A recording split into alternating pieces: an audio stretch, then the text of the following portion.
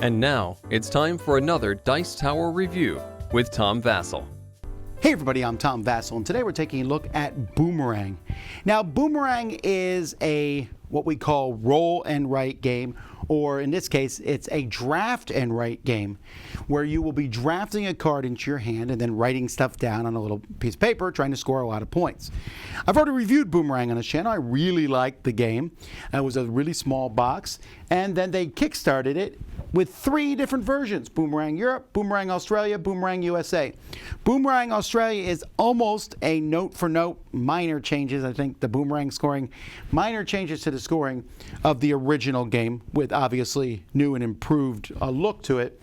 And USA and Europe are another versions with some slight variances. Now, if you've never heard of the game before, have no worries. Here's how it plays.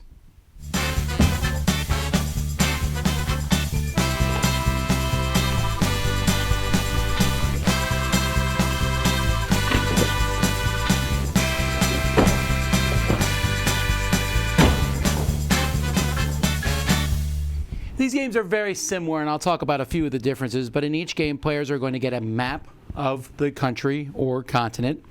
You will take the deck of cards here, you're going to shuffle it up, and each round of the game, you're going to deal out 7 cards. If you don't deal out all the cards, then those cards will be on top for the next round, and then the cards you took that round will be put underneath. You're going to draw some cards. You're going to draft a single card and put that card face down in front of you.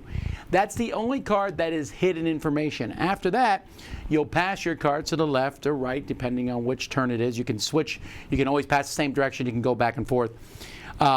Then after that, the handful of cards that you get, you'll pick one of those and draft it face up, and you will keep doing that until each player has 7 cards. And then you're going to score these cards. The game is called Boomerang. So the first thing you do in each round, and this is the same in all 3 games, is you look at your first card and your last card, and you score the difference between them. So here I would get 4 points for that. Then you're going to score for the green icons on the cards. Now, those will score slightly different in 2 of the games. If you get 1 to 7 points worth of green cards, you get double that amount. And if you get over 8, that's just how many you get, or you get half, depending on which game you're playing. The yellow icons on these cards, you're looking for pairs of them. Here I have a pair of bicycles, so I would get 5 points. But all these other ones here are single, I get nothing. And then the blue ones, in 2 of the games, the US and the Australia game, you're going to pick, there's 4 different blue icons on each one. And you're going to pick one of those icons each of the 4 rounds that you play. And then you're going to score points equal to how many of those icons you have. So if I have 4 of the Boomerang icon, for example, I'll score 7 points. But then in the next 3 rounds, I can no longer score boomerangs again. Europe is slightly different in that you'll get those points based on what other players have of the one that you choose to score. Now, at the end of each round, every single card has a letter on it or a symbol, and you'll mark off those regions on the map. At the end of the game, you're going to get 1 point for each of those you've gone to. But you also notice they're split into different color regions. If you fill up a whole color region, you're going to get a bonus amount of points if you're the first person to do it. So that's the same on all of these. While the US map also, you'll draw connections between them, and the first person to build a transcontinental railroad is going to get bonus points down here at the bottom. And in Europe, at the end of the game, whoever's visited the most different regions is going to get passport points at the end of the game. The first person to get 1 in every region will be getting 7 points. So the Europe and America ones have slightly different rules. Australia, this was the first one that came out, the basic rules. But that's essentially it. You're just going to be scoring for all those different things. You can take the same card. You don't get extra points for doing the same region, but you might pick it because of the other things on that card. So after 4 rounds of drafting 7 cards and scoring all 7 cards each of the 4 rounds, whoever has the most points is the winner. All right, component-wise, my biggest... I like these games. And the card quality is really good. The pictures are fun. The symbology is pretty clear. Component-wise, and they also give you pencils, I don't understand why the box is this big and the sheets are this small.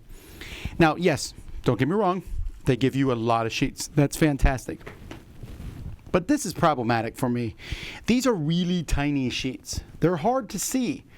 And a bigger sheet, like I'm going to actually blow these sheets up and laminate them to the size of the box. I mean, it just is a lot easier for me to mess with these and do that. And I just feel like they could have made them maybe even 50% bigger for the size of the box. So that's one thing. The other thing is in the Americana set. So in the Americana set, there's all kinds of different things. And here is Bigfoot. They even mention Bigfoot in the rules. They say the ever-elusive Bigfoot. He's worth 9 points. But if you go through this set, there is no other Bigfoot. Well, that's kind of weird because, you know, they talk about matching pairs. And I was really confused about this. We have people who took Bigfoot hoping to get the other Bigfoot. And well, he never showed up. So I looked it up. Couldn't find anything online.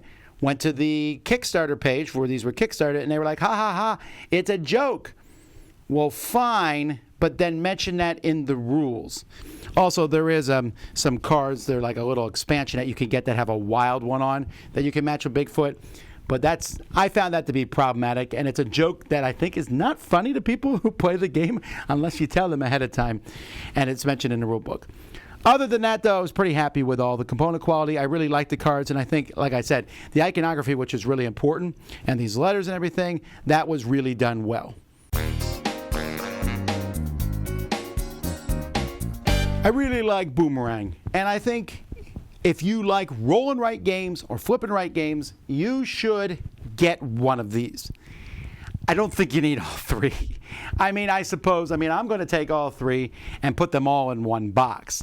But they are really the same game. Yes, there's different variances between them. The USA has connect across the ocean, the continent, and Europe has the first one to go to all the different areas. So they have some slightly different rules, but you only need one. So I know the next question is which one? Well, I would like to say USA because that's where I live and everything, but that Bigfoot thing annoyed me enough that I'll say Europe. They both have the extra rule, right? So Europe's rule is the first person in each area. Although I don't like the Europe blue icon rule as much, where you get points based on what's in other people's hands, and I found that to be less interesting than these. So maybe Australia is the best one. Actually, I think USA is the best one. It's just that Bigfoot thing drives me nuts. Honestly, though, any of them are fine. They're very, very similar. I just can't see you playing like, oh, let's play USA. Now let's play Europe. Now let's play Australia. I did play these back to back, and I'm not sure that was, it just felt like I was playing the same game again. Now, talking about the game itself, the concept's really great. You get these cards, you're like, ooh, what do I take? I want to take a high card in the beginning or a low card in the beginning so I can get that nice Boomerang score.